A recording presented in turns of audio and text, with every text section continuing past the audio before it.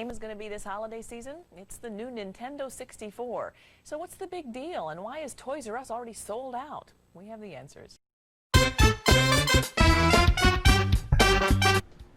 Alright everybody, we're doing something a little different here today. I'm going to be talking about my most nostalgic N64 games.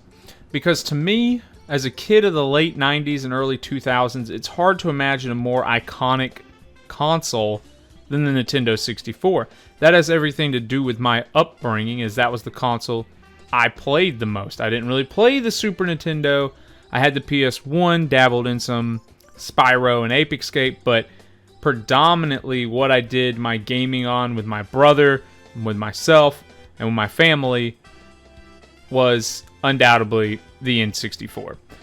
It was a great family console. It was a great, first console. A lot of enjoyable games, a lot of memories were made on that console. I'm only going to be talking about 5 or 6 games today. I could easily do a part 2 if you guys would like to see that, or I can talk about another console, such as maybe some memories with the GameCube, maybe talk about those memories with the PS1, or even later on when I got into older consoles like the Super Nintendo. But for today, we are going to just be talking about the N64. And honestly, we're going to go ahead and jump right into this, because how can you talk about the N64 without talking about Mario 64? Now, I don't know if this was the first game I played on the console. You have to remember the N64 came out in 1996. I came out in 1994. So we did not buy an N64 at launch. In fact, the way my mom tells it is we actually had a PS1 first. So we didn't get Super Mario 64 at launch, is what I'm getting at. But undoubtedly, we did get Mario 64, and oh man, this was considered maybe my favorite game of all time until the Xbox 360 and the Wii era just brought so many good games at that time. But really, what can you say about Mario 64? It was a joyous world. It was truly breathtaking and unique when it released. The worlds were wacky, the villains were iconic, and Mario was awesome. Mario was at the top of the gaming world. Yet, at the same time, these are also some of its major flaws. 3D was in its infancy, thus there were some real learning curves. Most of the worlds were great, but some really just felt thrown together with no rhyme or reason.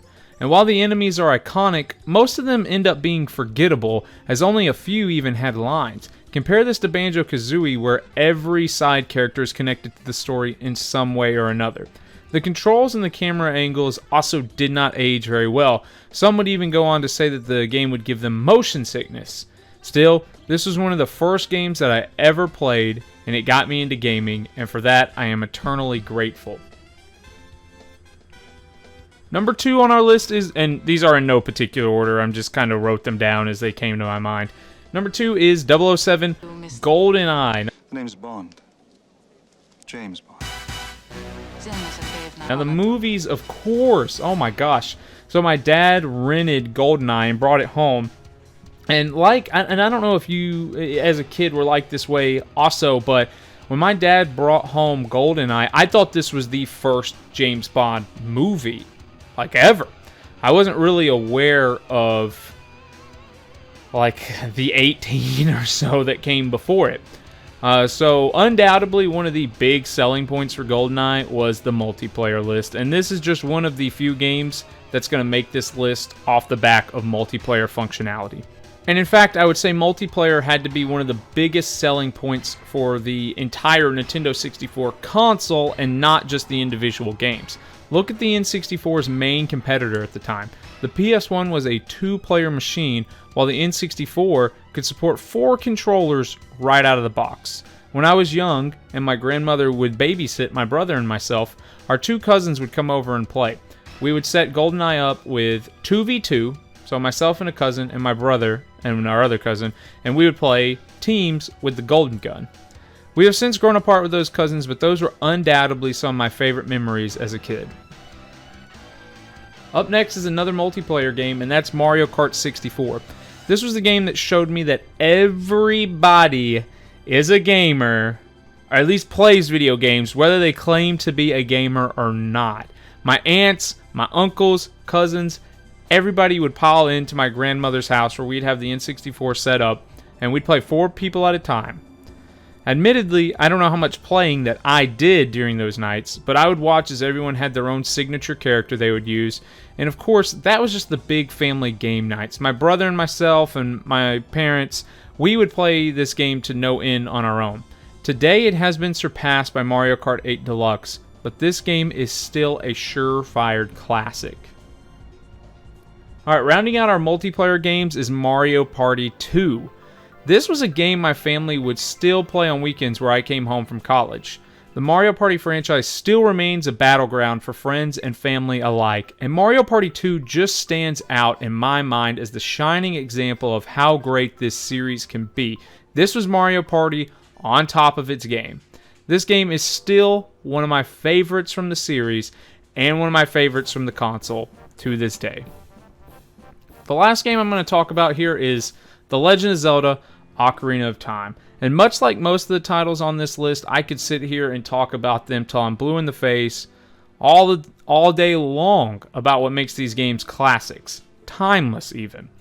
However, Ocarina of Time was truly like nothing else. So many franchises struggled to make the jump from 2D with the NES and the Super Nintendo to the 3D that we saw with the PS1 and the N64, while others just did not even attempt it. Some series like Kirby and Yoshi stayed in 2D and perfected their craft with more 3D-like backgrounds, and Mario even jumped in headfirst into the 3D realm and had some truly weird game designs and concepts. Mario 64 showed its flaws, though, through the form of sketchy controls and terrible camera angles. However, Ocarina of Time was near perfection at its release and even to this day.